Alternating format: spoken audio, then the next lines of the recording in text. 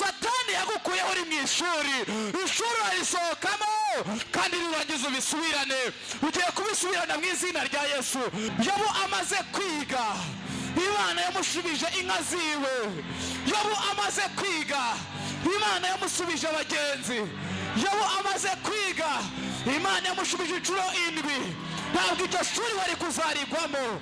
Subirana ibyawe mu izina rya Yesu. Subirana amafaranga yawe, subirana agaciro kawe. Haleluya, haleluya. Reka tudatinze tuve hasi, bila kukawia tunaweza simama. Twinjiye mu mwanya w'ijambo ry'Imana. Tunaingia katika muda wa neno. Umuntu ufate mikrofoni adusomere kuvayo ibice byaho 6 umurongo waho wa mbere.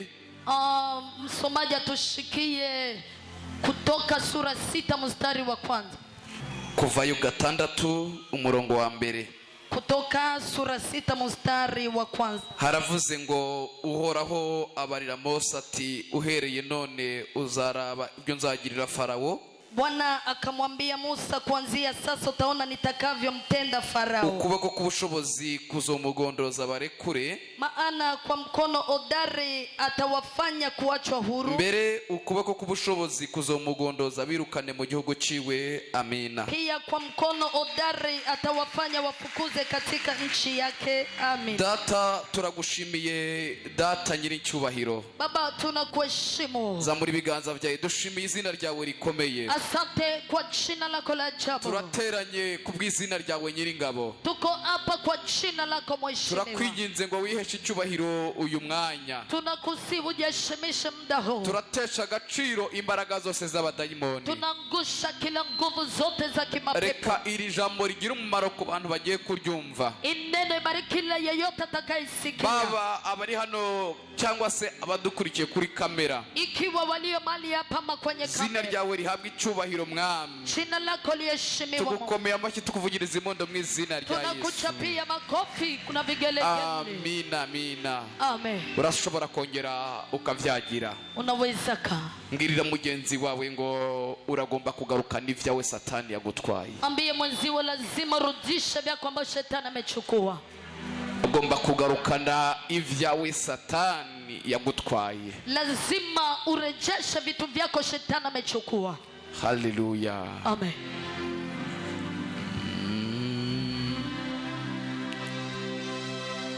Yesu we ngize ngo nkuvuge mbegana hera hehe cyangwa na rangiriza he uribu yerizima rikomeze imfuruka uribu yerizima rikomeze imfuruka amfitiye byinshi mu kiganza kiwe harimo ibyiza gusa bineze z'umutima amfitiye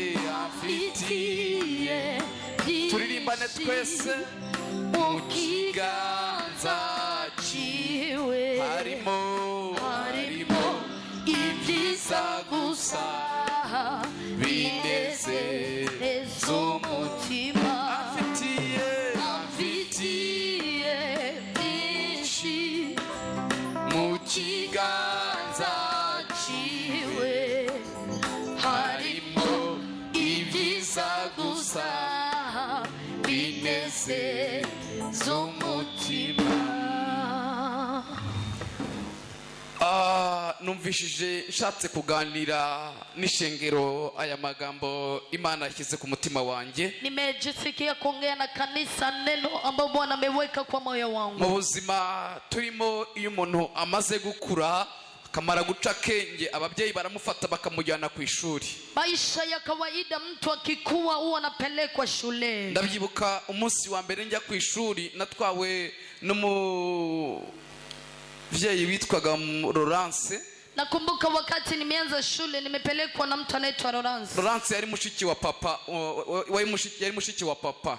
Laurence alikuwa ni dada ya babangu. Numvaga ntazajya ku ishuri, nimejisikia sihitaji kwenda shule, banjana ku mbaraga, wakanichukua kwa nguvu. bamaze kunjana ku mbaraga angejeje ku ishuri turiga. Nilipopelekwa kwa kusukumwa baada ya ariko asotse atashe nanjye musokaho inyuma ndirukanka. alipotoka nje mimi pia nikakimbia. Ambwiye ngo kuki utize, ndamubwira ngo ntabwo nziga tutari kumwe. Nikamwambia kabla tuko pamoja sisome. Arambwira ati se imyaka yose uzamara tuzaba turi kumwe. Ndamubwira nti nutaza ngo twigane ntabwo nzigira niga. Akaniuliza miaka yote kwa pamoja, nikamwambia kama uji mimi pia sisome. Arangije arantahana tugera mu rugo. Baada akanipeleka nyumbani. Ku munsi ukurikiyeho twari kwiga ni mugoroba. Siku ifuatayo ilikuwa ni kusoma jioni. Mashuri ya primaire iwacu iyo twigaga mu gitondo, ku ukurikiyeho twigaga ku mugoroba, kundi ukurikiyeho tukiga mu gatondo, ku mugoroba. Sinzi niba nino ariko bigenda. Primary school ya kwetu unasoma wiki moja asubuhi, nyingine jioni, sijui na hapa ni hivyo. Ariko mengo hangane mu gisagara ntago bigenda nkuko, ariko twebwe nuko byagendaga. Na hisi hapa ni mjini si vile, lakini nyumbani ni hivyo. Hanyuma ku munsi ukurikiro byari ku mugoroba, imvura yari yaguye nyinshi. Iliyofuata ilikuwa jioni, mvua ilikuwa ni nyingi. Mama witwaga Apofia wajyaga adukubita cyane, yari umwarimu akubitana rwose. Apofia alikuwa mwalimu, alikuwa akituchapa vibao. Bigisha Imana ibaho umugisha. Mungu abariki walimu. Arigiye badukubitaga tukagira ngo nubugombe, kumbe byagira ngo tumenye. Kuna wakati wakituchapa tunahisi ni ubaya, kumbe wanahitaji tufahamu. Ndabyibuka imvura yari yaguye, araza nsanga muhira. Mvua ilikuwa imenyesha, kanipata nyumbani. Nari ndyamye numva ntari buze kuva mu gitanda. Nilikuwa nikilala nikasikia sitoki kitandani. Arangije araza aramfata. Baadaye akanichukua. Yankubise inkoni. Amenichapa fimbo. Ansanga muhira arankubita. Akanikuta nyumbani akanichapa. Njya ku ishuri ngenda numva ntabona neza aho ndimo ndajya. Nimeenda shuleni sijui maana naenda. Maze kugerayo ndiga, Laurence adahari ndabandanya ndiga.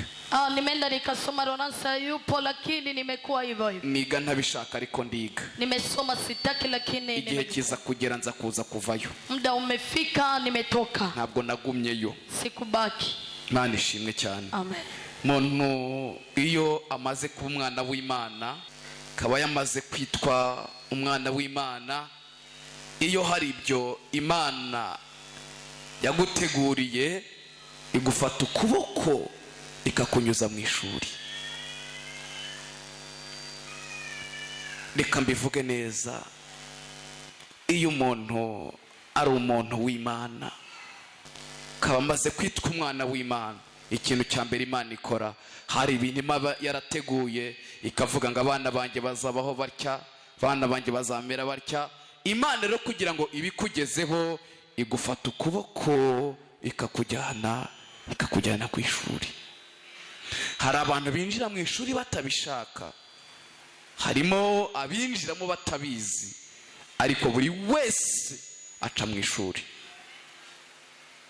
Hariho abana twabaga turi kumwe mu ishuri akafata, jyewe ndakunda kwiga, jyewe nkunda kwiga, jyewe nkunda ishuri, jyewe nkunda ishuri. Nta muntu n'umwe ukunda ishuri, ndababwije ukuri kw'Imana. Ubonye ibyo uzarya, ukabona ibyo uzambara, ukabona amafaranga menshi, ntabwo wakirirwa werekeza mu ishuri. Abantu berekezayo kugira ngo bagire ibyo bazaronka, kugira ngo bazabeho neza, ariko ubashije kubibona ukabasha kubigira neza, ntabwo ushobora kwerekezayo. Ndimo ndabeshya? Buri muntu wese rero Imana ikunda iramufata ikamujyana mu ishuri. Kandi n'ubu ngubu ndimo ndabona abantu bakiriyo. Hari abantu bakiri mu ishuri. Ndashaka rero kugira ngo mbabwire, hariho amarembo winjiranamo, hariho hagati mu ishuri, harimo n'amarembo yo gusohoka. Nunkanurira ukandaba, ukampa ibyumviro byawe, ukampa ibitekerezo byawe, ntabwo uri bugume mu ishuri urimo. Turaza kurisokanamo twinjire ahandi Imana irimo iragushaka. reka twongere dukomere Imana amashyi. Iyo umuntu amaze kugera mu ishuri, hariho abamenya, hariho n'abandi badubura. Hariho abantu baba bazi ubwenge rwose bakabimenya bakimuka bakazanasohokamo, ariko hariho abayoberwa, bamara kuyoberwa bakaguma muri rya shuri bakadubura bikazarangira banirukanwe, bakavuga ati iki ngiki ntacyo kizamenya, genda uvemo. Iryo ni ishuri ry'isi. Ariko ishuri ry'Imana, iyo utamenye uradubura, ukongera ukadubura, ukongera ukadubura, ukazarinda upfa ukidubura. Ntabwo ho wirukanwa ngo urivuyemo, ho urakomeza ukarigumamo. Shuri ry'Imana, iyo Imana ishaka kukwigisha ivy'urugo, igira igihe ugiye kwinjiramo, hanyuma igihe uzamara muri iryo shuri ni wowe ubigiramo uruhara, ntabwo ari Imana. Igihe cyo gusohoka kigeze, urashobora kuba warisohokamo ku bushake bwawe no kumenya kwawe. Ntabwo Imana ishobora kugufata ukuboko ngo sohoka muri iryo shuri. Hari ukuntu Imana yabiteguye, hari urutonde Imana yashyizeho ugomba kuzubahiriza kugira ngo usohoke muri iryo shuri. Ninginze Imana yo mu ijuru kugira ngo ize kuza kubatahuza iri jambo neza, kugira ngo umuntu turi kumwe ahangaha ntasigare mu ishuri n'abaze kuza kurivamo.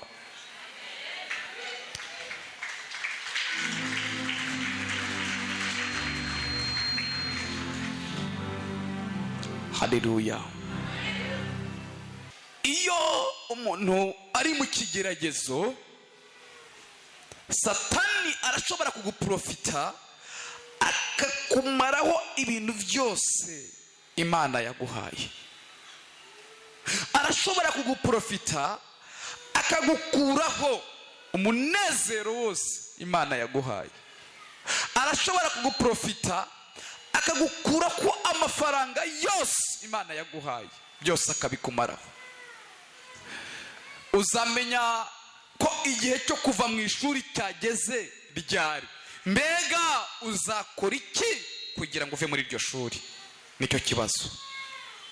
Niba ufite aho wandika, wandike ngo nzamenya ryari yuko igihe cyo kuva mu ishuri cyageze. Nimara kumenya ko igihe cyo kuva mu ishuri cyageze, nzakora iki? Ibyo bintu turaza kubikora muri aya makoraniro kugira ngo ishuri umazemo igihe uze kuza kurivamo. Fatira mugenzi mu kuboko kw'iburyo nk'uko nguko, mumbarize ngo uzamenya ryari yuko igihe cyo kuva mu ishuri cyageze. Mubwire ngo niki uzakora kugira ngo uve muri iryo shuri. Mubwire ngo uyu munsi uraza kubimenya kandi urarivamo. Amen.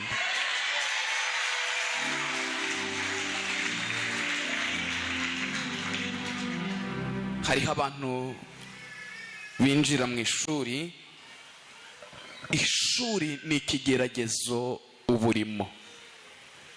Ikigeragezo rero iyo Imana yagejeje ku munota wa nyuma kugira ngo gisohokemo, hari ibimenyetso bikubaho. Ikimenyetso cya mbere, cya kigeragezo wari urimo kiragukarira, kigakara cyane. Igihe ikigeragezo cyamaze gukara, ujye umenya ko ari finali yageze yo kugira ngo ugisohokemo.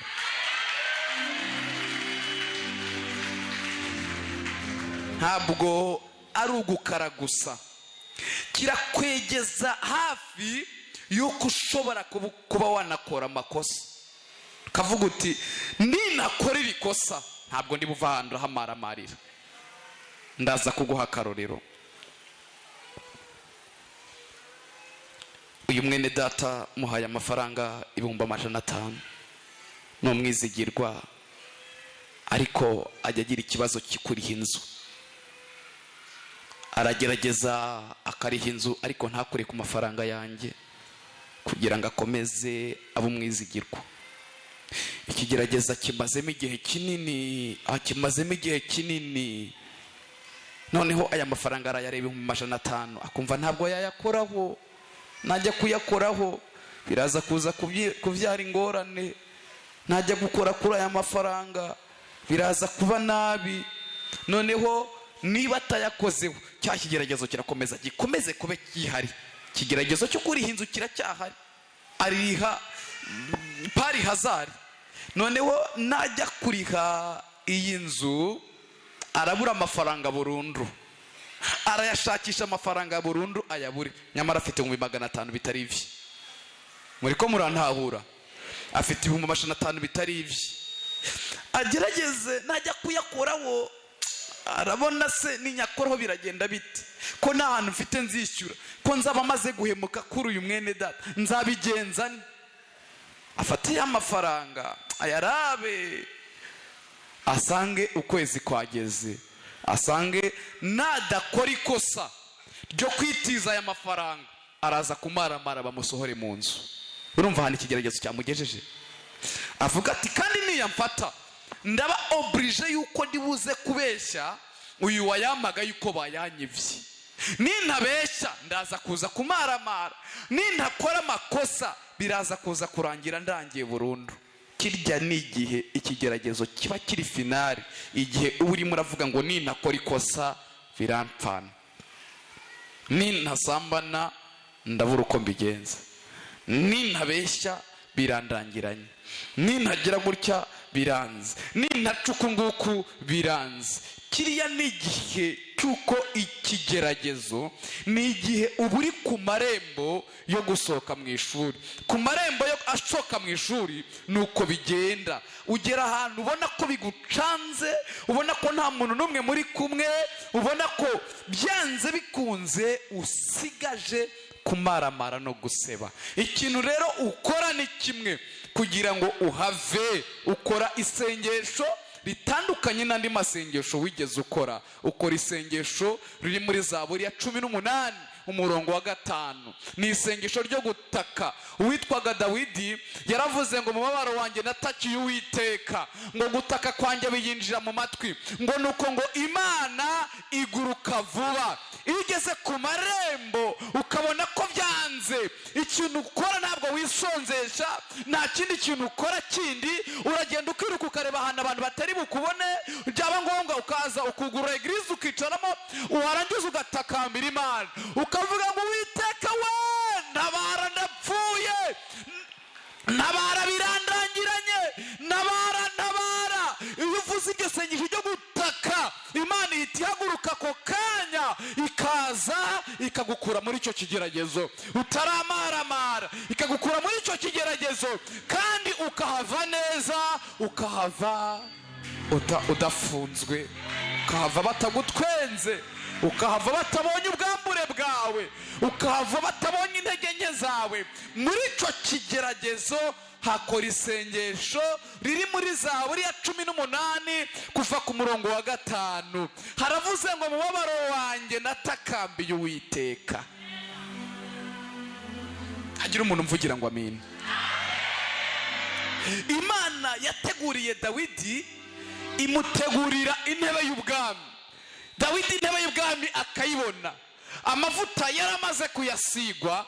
Amaze kuyasigwa, ikintu cyabayeho, Imana imufata ukuboko nuko ifata abandi bose iramujyana mu ishuri.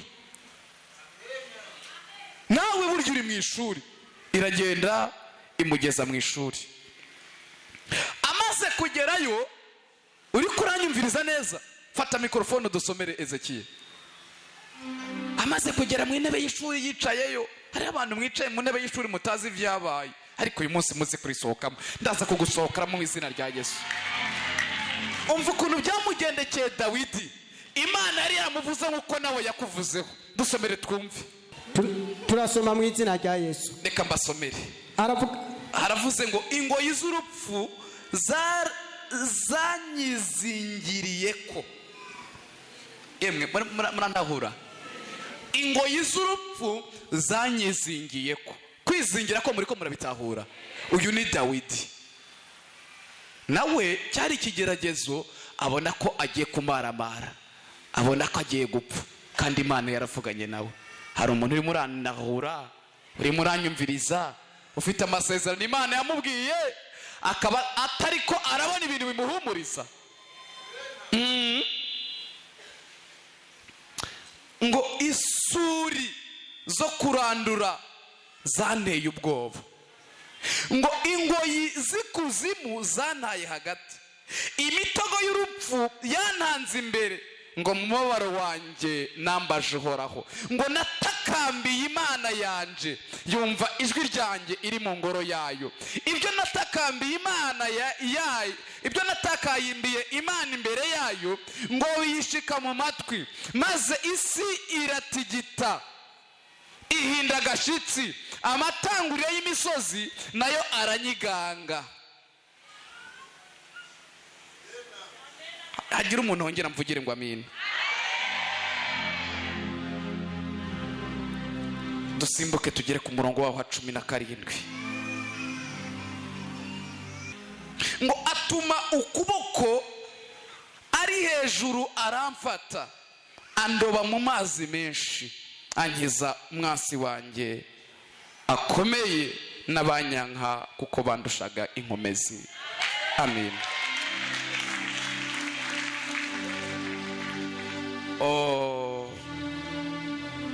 Umuntu witwaga Samweli aragenda afata Dawidi, ngo amusukaho amavuta. Amaze kumusukaho amavuta, Imana yamubonye, ihita imufata imujyana mu ishuri, iragenda imugezayo. Ishuri arimo araryiga, yumvaga ari ibintu bisanzwe. Rya shuri agiye kwitegereza, abona harimo urupfu, abona agiye kubigwamo, abona agiye kubipfiramo. Ngo nuko ngo arangije atakambira Imana.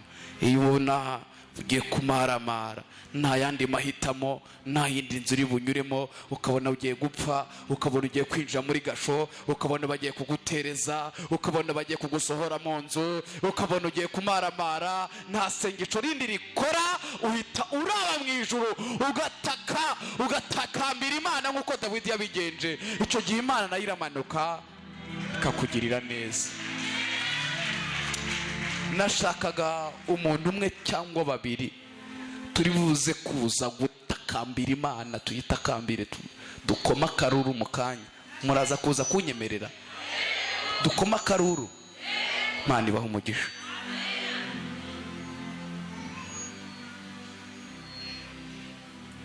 Ikintu cya mbere, iyo umaze kugera aho finali, ntukazajya wumva ko bikurangiranye. Ujye uvuga ngo igihe cyo gusohoka mu ishuri kirageze, icyo ngomba gukora nanjye no gutakambira Imana nkayibwira. Ntuzongere kubona birangiye ngo finali ubone biraranze burundu.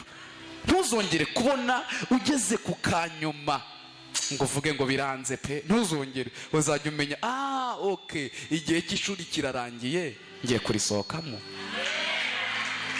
Hariho abantu banyumvishe. Kandi mo ndabona igihe cyageze cyo kurisohokamo sha.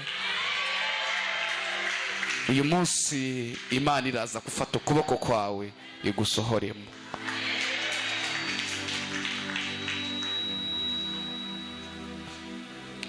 Yesu ashimwe. Ndagenda ndiga, ndakubitwa n'inzara. Ababyeyi banjye nkababona hashize amezi nk'3, nkongera nkajya kwidegembya hashize igihe, ariko igihe kiza kugera nza kuza kurivamo. Abantu bari mu ishuri, hari abana b'abakobwa twiganaga, ujyaga kumva arwaye estoma. Hari abandi bana barwaraga za malaria, hari abandi bana bahuriragamo n'ibibazo. Ariko ndashimira Imana, nubwo ibyo bibazo byose byagiye bihuriramo nabyo, ntago bagumyeyo. Igihe cyageze bava mu ishuri. Kandi abana twiganaga barwaye ama estoma, bavuyemo nta estoma bakirwaye. Hariho ibirwara twandurira mu ishuri, hari igihe umuntu agera mu ishuri akahakomerekera.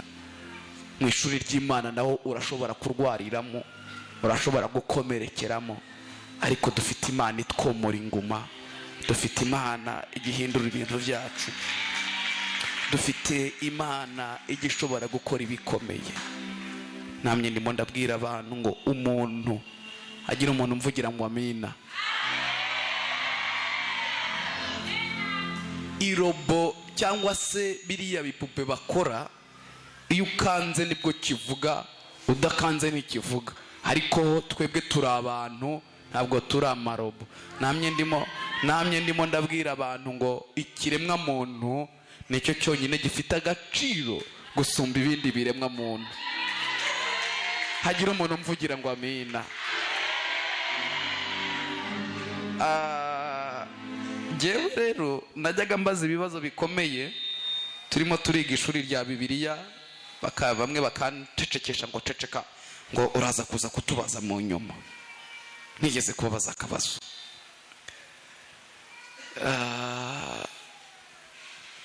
Nabajije akabazo gakomeye.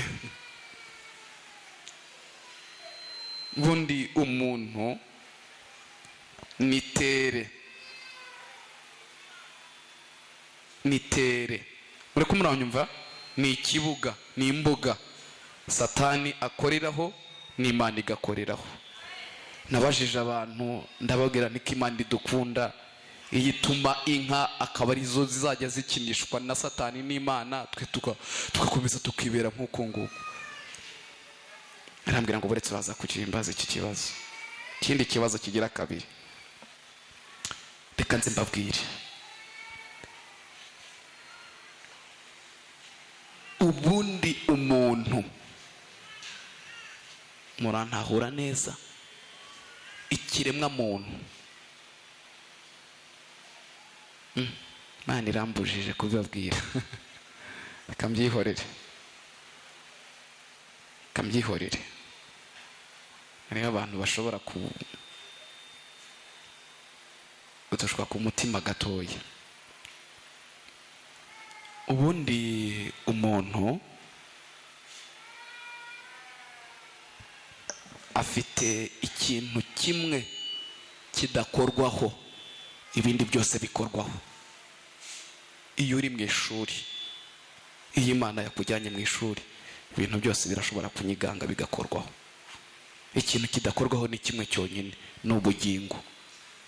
Ubugingo ni iki? Ni umwuka wawe wa nyuma, niwo wonyine udakorwaho. Iyo Imana ikujyanye mu ishuri, ibwiye Satani ngo dore urashobora kuba wagira icyo umukoraho, dore Satani araza akakugenza uko ashaka. Yabwiye Yobu, yabwiye Satani ngo genda kwa Yobu umukoresha icyo ushaka, ariko nkwimye ubugingo bwiwe. Buri muntu wese uri aha ngaha uhari kubera ko ubugingo bwonyine Imana ikibufite, ntabwo hari kubera yuko Satani atafashe ku bintu byawe. Yobu mbere yo kubaho, ijambo riratubwira ngo yari atunze. Kugira ngo atunge, wageze ngo si Imana yari yaramuteguriye biriya bintu yari atunze.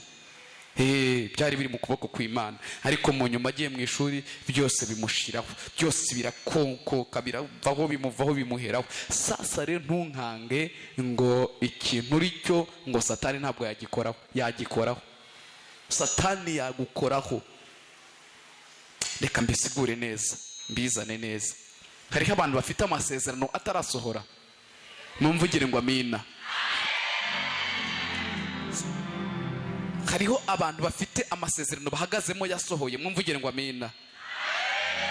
Sawa, reka rero mbabwire, Satani arashobora gukora ku isezerano ritarasohora, banyumvishe, kuko akora no ku isezerano ryasohoye. Niba Imana ikubwiye ngo iguhaye urugo, ntimuzi abantu bafite ingo zavuye ku Mana ariko zirengaho zigasambuka. Si Imana iba yaravuganye nawe se? Ejo bundi nari mvuye, hari abashyitsi bari baje kundaba muhira, mbageza muri Asiatike, ndongera ndagaruka.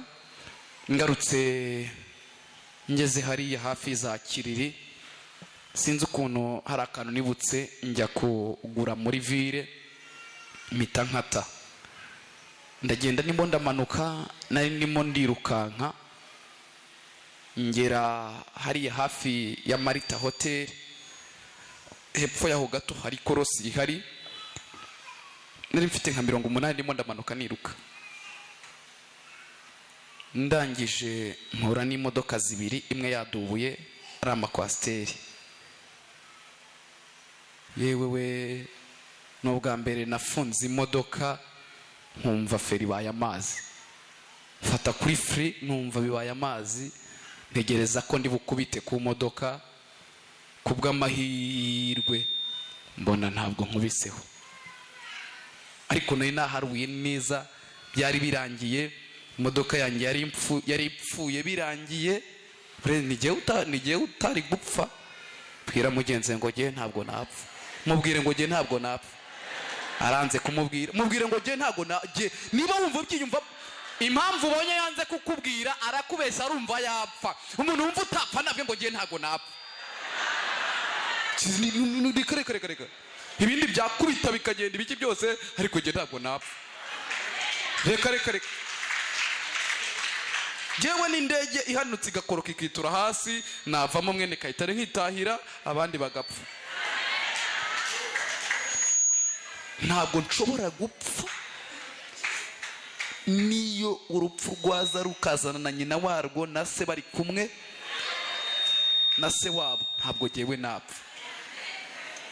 Mu buzima numvaga ko nzaba umwungeri w'ishengero, numvaga ko nzaba pasiteri, nkumva bindimo, ibintu byose nkumva bindimo.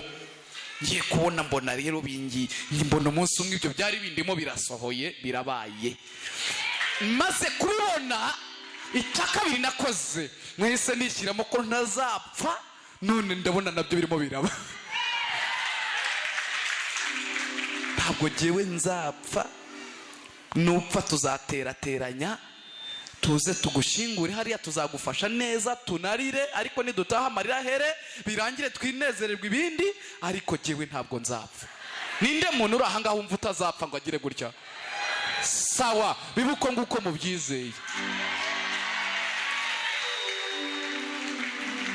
Uwo muntu uri muri wowe indani wumva utazapfa, uri kuranyumviriza, ubwo ntabwo azapfa nyine. Yesu ashimwe.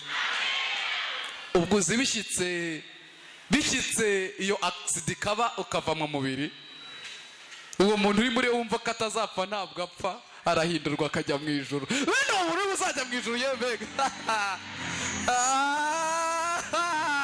Ndabafatishije, harimo bamwe batazajyayo.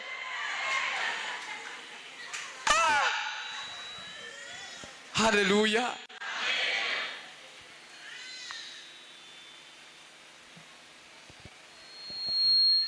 Ikintu ntajya ngira mu buzima kitajya kimbaho ni ubwoba bw'urupfu. Ubwoba bw'urupfu ntabwo nyangira, kandi uyu munota ndabona nawe bugiye ntabwo uzongera kugira, ntukongere kugira ubwoba bw'urupfu. Ikintu ufite none ahangaha wahawe n'Imana, ntumbwire ngo Satani ntabwo yagikoraho akakisha, yagikoraho. Ikintu cyose ufite cyasohoye n'ikitarasohora, Satani yagikoraho. Amasezerano Imana yavuganye nawe kitarasohora, Satani arashobora kugikoraho akakizengereza. Icyo ubavuganye n'Imana cyasohoye uhagazemo none ahangaha, Satani arashobora no kukivugaho, ashobora kukinyiganza. Reka nze mbaha akarorero. Ikintu gikomeye twaherewe ubuntu kandi gifite imbaraga, kitakagombye kunyiganga, ni agakiza twahawe. Niko konyine katakorwaho, ariko bijya bishika nako kagakorwaho. Witwaga Samusoni yarakomeye cyane. Imana yari yaramuvuzeho, yari afite agakiza, umushatsi we kari agakiza, imbaraga ze zari agakiza, ibintu byose byagaragazaga agakiza k'Imana, gukora kw'Imana. Umunsi umwe Satani aca muri Delila amukoraho, akora kuri ka gakiza kawe Satani yagakoraho, kwizera kukagabanyuka. Agakiza kawe Satani yagakoraho ukabesha nk'abandi, agakiza kawe Satani yagakoraho ukisanga abaye nk'abandi bose. Agakiza nako gakorwaho. Niba agakiza kabasha gukorwaho kagakorwaho, ni gute uyu mushwaro utakorwaho? Ni gute urugo rwawe rutakorwaho? Ikintu cyose gikorwaho kikanyiganga. Ijambo rirambwira ngo ntabwo turageraho Satani atarageza imyambi. Imwana wawe mwiza Satani yamurasa, urugo rwawe rwiza Satani yarurasa, korari Satani yabarasa, nanjye yandasa, ishengero yarirasa. Muzumva hari abantu bateranye intebe barwanye, Satani aba yabarashe. Nta namwe Satani atarasa. Umuntu ufite itunga afite n'indege, Satani yamurasa akongera akabya hasi. Buri muntu wese yaraswa, ariko hari ikintu Satani adashobora gukoraho. Mana yemereye Satani, iramubwira ngo dore umuntu uko ameze, genda umugenzi uko ashaka. Igihe uri mu ishuri byagenda uko nguko, ariko hari ikintu cya nyuma Satani ajyananirwa gukoraho, ni umwuka wanyu muhumeka. Umwuka wanyu muhumeka Imana niyo igufite mu biganza byayo.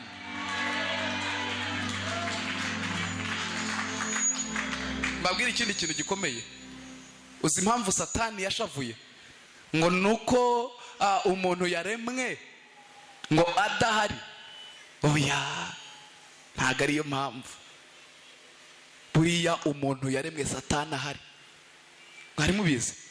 Kambigisha aka kantu. Nubwa mbere mubimenye namwe ntago mwari mubizi. Umuntu, amaguru, amaboko, ibintu byose, iyi kankari yaremwe Satani ahari.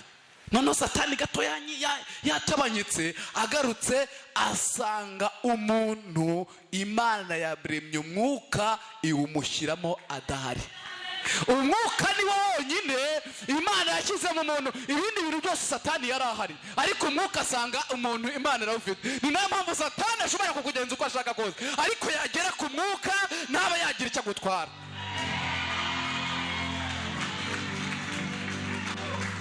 Hagira umuntu mvugira ngo amina. Umwuka wawe ni wonyine Satani atakoraho, ibindi byose yabinyiganza, ariko umwuka wawe ntabwo Satani yawukoraho. Kandi uwo mwuka ni nawe uzabona Imana. Ibintu byose nibyanga bikanga, uwo mwuka uzabona Imana. Umva agashya gahari rero. Abantu bafite ibintu n'abatabifite, abakene n'abakene, finali ijya igera bakisanga bose bambaye uko bavutse, bakisanga bose bari uko bavutse. Iyo bagiye kubahamba bahamba kimwe, ariko abantu bagifite uwo mwuka w'Imana Imana yabashizemo ntabwo bajya nk'aho abandi bajya, barongera bagasanga nyine wo. Haleluya! Abantu bafite umwuka w'Imana mumvugire ngo amina. Haleluya! Yesu ashimwe. Bene aba bantu bafite umwuka w'Imana rero, iyo ikigeragezo kigeze ntabwo bakigwamo, bajya bakisohokamo. Ndatangaje ngo ishuri wari urimo Imana iri gusohoremo mu izina rya Yesu. Iri gusohoremo. Ijambo twasomye ryatubwiye ngo ni igihe cyo kugarukana ibyacu. Ibintu Satani yagukuyeho uri mu ishuri urisohokamo, kandi nirangiza ubisubirane. Ugiye kubisubirana mu izina rya Yesu. Vyaguruka ubwirire abantu 6 ndetse 7, ubabwire ngo subirana ibyo Imana yaguhaye, ishuri ryarangiye. Tubyatureho na murare nyinshi.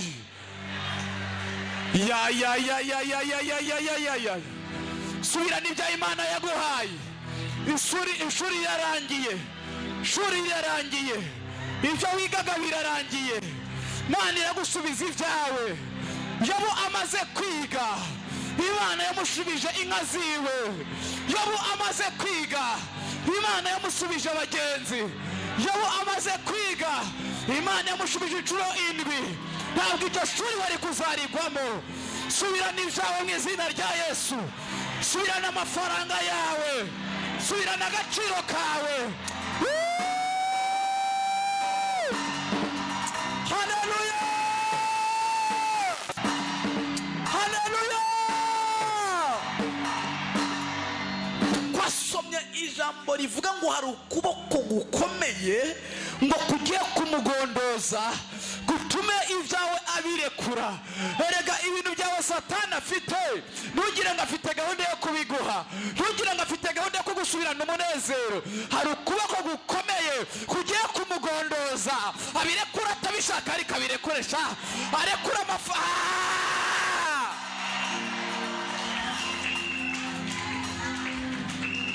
Oh, hallelujah, hallelujah. Gira gutya mu buryo bw'imhembu, gira gutya, gira gutya, hallelujah, hallelujah. Yesu ashimwe. Buri muntu uri mu kibanza kiwe, urimo urabona kuri kurareba ngo hindukira urebe gutya inyuma, hindukira buri wese nahindukira arebe inyuma. Hallelujah. Tangira upepere, pepera. Yesu ashimwe. Sezera iryo shuri, sezera agasuzuguro bagusuzuguriyemo. Ndimo ndabona birimo birakora, birimo biraba. Abantu badukurikiye kuri kamera namwe muhindukire. Sezera, gerageza kwature, nuseze uvuga. Niba ari ukurya rimwe ku munsi bisezere byakubayeho, bisezere. Ribokaniga zabedetoyama, rimokeremo saravaya. Hariho abantu bapfushije mariage kubera ishuri, bisezere. Hariho abantu baguranye amahera barayakwima kubera ishuri, sezera kugurana. Hariho ubushomeri bwakwishesha, byari mu ishuri Imana yakujyanyemo. Sezera. Nimokorere bose deberere botayaya. Hari abantu basabye akazi barakakwima kubera ishuri. Bisezere bivuga mu izina. Hariho abantu batandaza utuntu duce cyane, bisezere nabyo.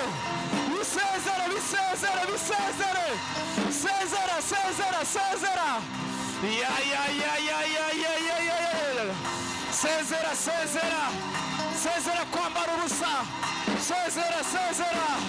Turavuye mu ishuri we, turavuye mu ishuri. Uwiteka we, turavuye mu ishuri ry'igisuzuguriro, turavuye mu ishuri ryo guhembwa udufaranga dukeya, turavuye mu ishuri ry'akavuyo, turavuye mu ishuri. Abakobwa murisohotsemo, turasohotsemo.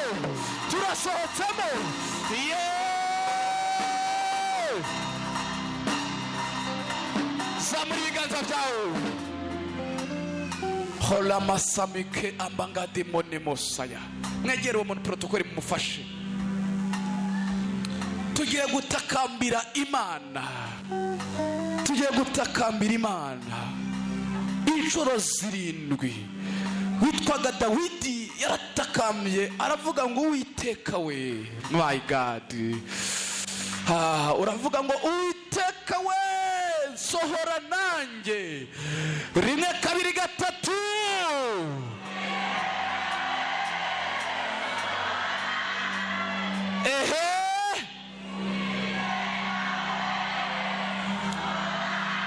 Vuga cyane 3. Kane.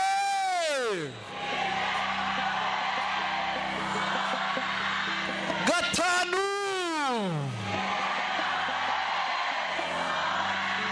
Gatandatu. Sohoka mu izina rya Yesu. Sohoka. Akira ukuboko kwawe, fata ukuboko kwawe. Sohoka. Koresha amaboko yawe uvuga ngo ndarisohotsemo. Koresha amaboko yawe usenga cyane. Sohoka.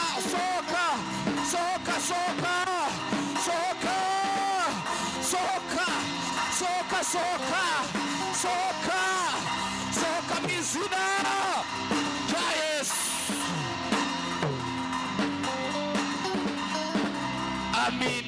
Amina. Ongera uhindukire urebe imbere. haleluya, haleluya. Yesu ashimwe. Bantu bafite umwuka w'Imana mumvugire ngo amina. Bantu bafite mwemu w'Imana mumvugire ngo amina. Mwemu yera yabantumyeho. Umva mbabwire, uzi ko Imana yacu nayo ari umwuka. Imana yacu ni mwemu nayo yabantumyeho. Irambwira ngo uku kwezi buri wese arasubizwa ibyiwe yanyazwe. Uku kwezi buri wese nasubira n'ibyiwe yatakaje. Hari ibintu bibiri bigiye kukubaho. Hari ibyawe watakaje abantu batabonye batabonye. Ziko umuntu ashobora kuba yaratakaje umunezero akagera mu bantu akatwenga akarenzaho abantu babimenye. Imana yarabimenye we. Siko umuntu ashobora gutakaza amafaranga, agatakaza agaciro, agakomeza akambara neza, yagera mu bantu abantu bakagira ngo biracyari uko nguko. Imana yarabibonye.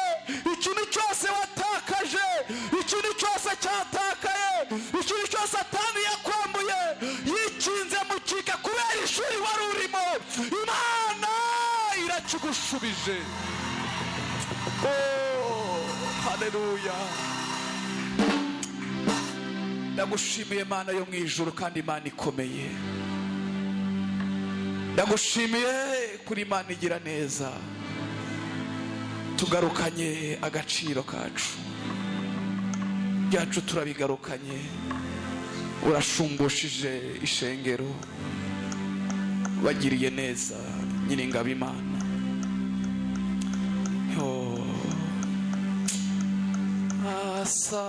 Asante Yesu, asante Yesu, asante Yesu, asante.